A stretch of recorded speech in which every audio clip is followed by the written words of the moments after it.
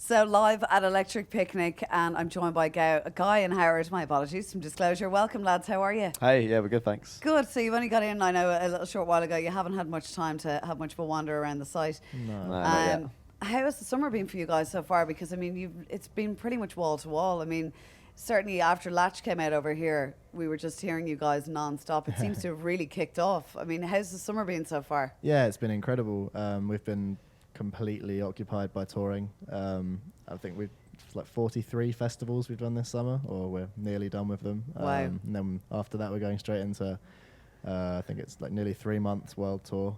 And then we finally get some time off in December.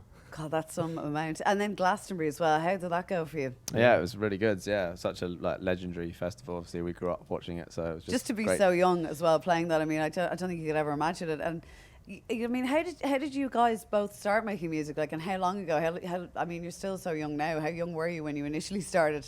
I started playing drums when I was about 3, I think, and like did grades and stuff. And I used to teach drums as well a little bit when I was a teenager. All right. We used to play bass as well when he was about 7. Yeah, there was just always instruments lying around the house because of our parents. They're both like musicians, so there's just instruments everywhere. But yeah, we started doing Disclosure stuff maybe like just 3.5 years and coming up to 4 years ago. So yeah, not that long. We just every little release we've done is just kind of, we've just gone up a little bit. And yeah, Latch was like a big moment when we started getting really, really regular radio plays rather than just kind of, nighttime and a couple daytimes, and that made a massive difference. We didn't really realise the importance of radio before that. No, it's incredible, you know. And where does the inspiration for the music yourselves come from? Because obviously there's yourselves and then there's Luna George, and there's a style that's kind of around at the moment. It's very big in the UK, and it's getting much bigger here now as well. Is there anyone that kind of over the years that you were sort of listening to thinking that's kind of what we want to make, or? No, not really. I mean, we have a lot of influences. In a vast variety of ways. I mean, like, we grew up listening to funk and pop from the 80s, just whatever our parents showed us. I mean, playing the bass, I listened to a lot of funk and jazz, and Guy with drums, a lot of jazz and I just listened to really weird music, weird prog rock, because it's really difficult Everyone to has a weird stage, I think, when they're younger, and you listen back to it, or you find old cassette tapes and you think, I can't actually believe I used to listen to that. I used to listen to anything that was really hard to play because I just wanted to be a really good drummer. I didn't really think about making or producing music until like I started going out clubbing and listening to DJs that I liked, and dubstep and house was really big at that time and just coming up, dubstep especially. So yeah, I just used to go home and show Howard some people I was like listening to, and then we started messing around on our laptops, and that's how we started making Disclosure songs anyway. Yeah, and I think because of like software and everything as well, music is so accessible to people now, which it maybe wasn't so much 20 years ago. And what's it like working, as brothers together? Because I would think it's intense with that amount of touring. I mean, we wouldn't have started Disclosure if we didn't get on. That's like the simple answer. Yeah. Like, we're not really like brothers that fight all the time. We never have been. We didn't used to hang out that much when we were like teenagers, because obviously when you're a teenager, like you're making up for that now. Well, anyway. It's just like 3 years apart's like a big difference when you're like a teenager. You don't have the same friends. You're not in the same year at school, so it was like different. But we didn't ever not get on, and now like we just have to see each other every flipping day. So.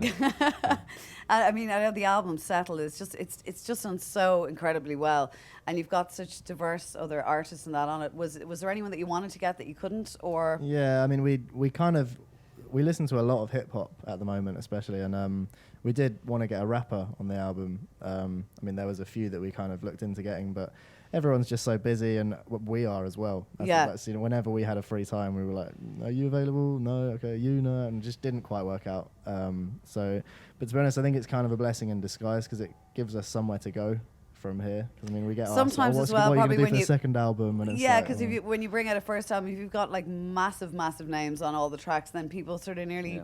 The music it sometimes becomes secondary, or people just associate that song with Jay-Z or with someone else instead of going, that's actually a Disclosure track. We're just totally not about that. I think you can tell from the album, we only just like working with talented, like great singers and great writers. We don't go seeking for big names.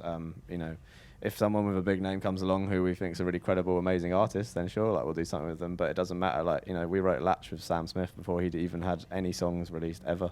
It just didn't matter because we were like, wow, this guy's amazing. Like, let's work with him. That's all it's about with us, And I would imagine now, I know obviously you did Running with Jessie Ware, the remix of that, but have you got a lot more artists coming to you now asking you to remix their tracks? I think around that time we were getting asked like about 5 or 6 remixes like a week, like offers, and it was like you just have to say no to everything Oh, basically. you don't. I wouldn't say you have any free time at the moment, do you? Yeah, that's the thing. That's why we say no to everything. But yeah, I mean, we should probably do one soon, I guess, because we haven't done one in ages. Since then, that was the last one we did. So yeah, maybe we should think about trying to do that, fit that in somewhere. I just don't know. If you could see the diary, you'd be like, how are you going to do that, guys? No, you can't. Yeah, exactly. You do need to sleep at some stage.